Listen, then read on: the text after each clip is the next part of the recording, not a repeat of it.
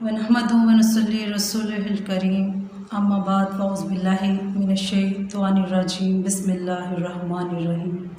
अस्सलामु अलैकुम रहमतुल्लाहि व बरकातुहू। आज मैं आप लोगों के लिए बहुत ही अहम वजीफ़ा लेकर आई हूँ, जो कि हमारे रात को सोने से पहले अल्लाह ताला को याद करने से मुतल्लिक़ है। इस वजीफ़े को ज़रूर कीजिएगा। इससे तो आपको नींद में सुकून मिलेगा और दूसरा आपको बेहद पुरसुकून और महफूज रात नसीब होगी। इंसान को हर तरह का डर होता है। जब इंसान अपने बिस्तर पर जाकर लेट जाता है तो उसे एक नहीं पता होता कि उसके बिस्तर के ऊपर से कोई कीड़ा, कोई जानवर, कोई भी ज़ीरो गुज़र कर गई है, क्योंकि हम ज़ाहिर व बातिन जानने वाले और देखने वाले नहीं हैं। ये अल्लाह ताला ज़्यादा बेहतरीन जानने वाले हैं। इस वीडियो को शुरू से आखिर तक ज़रूर देखिएगा और अच्छी लगे तो लाइक कीजिएगा और मेरे चैनल को सब्सक्राइब ज़रूर कीजिएगा। जब हम अपने बिस्तर पर लेट जाते हैं सोने के लिए, अहादीस मुबारका में हज़रत अबू हुरैरा रज़ी अल्लाह तआला अन्हु से रिवायत है, आप सल्लल्लाहु अलैहि वसल्लम फरमाते हैं कि जब इंसान अपने बिस्तर पर लेट जाता है और अल्लाह ताला का ज़िक्र नहीं करता तो उसका बिस्तर भी रोज़े क़यामत उसके हक़ में गवाही नहीं देगा।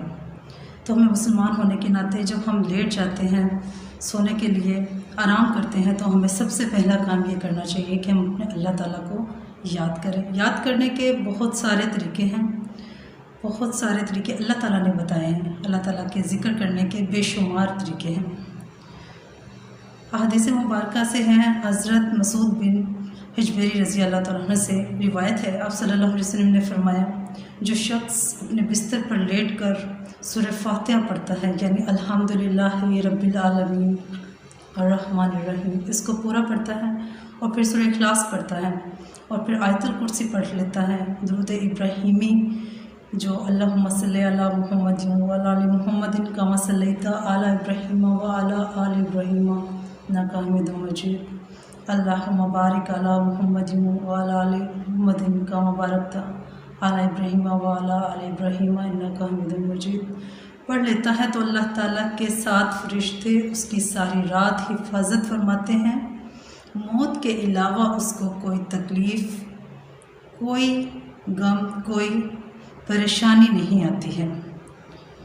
मौत जो है वो बरहक है, उसने आना है, उसका जो टाइम अल्लाह ताला ने मुकर्रर किया है तो वो आकर ही रहेगा।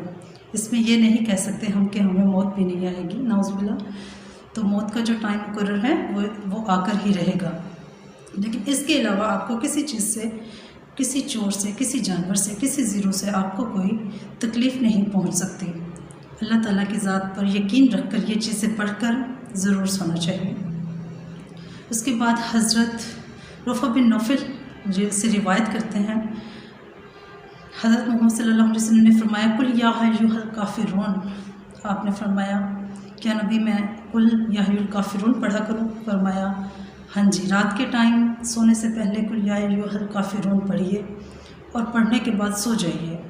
यानी इससे शिर्क से बचने का भी एक तरीका है कि शिर्क मतलब अगर आप सो गए हैं और इसके बाद आपने कोई बातचीत नहीं की है और आप सो चुके हैं, अगर हमें अल्लाह ताला की तरफ से बुलावा आ गया है, मौत का पैगाम आया है, तो हमारा ईमान पर ख़ात्मा बिल खैर हुआ है, क्योंकि हम शिर्क से पाक होकर सो गए। हमने इसके बाद कोई बातचीत नहीं की, कोई दुनियावी अमल के बारे में कुछ जाना ना सोचा और हम अल्लाह ताला का नाम लेकर सो गए।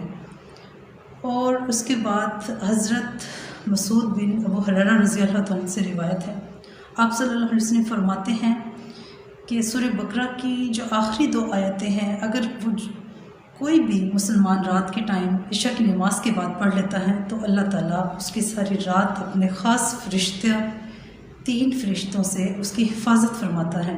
सुभान अल्लाह।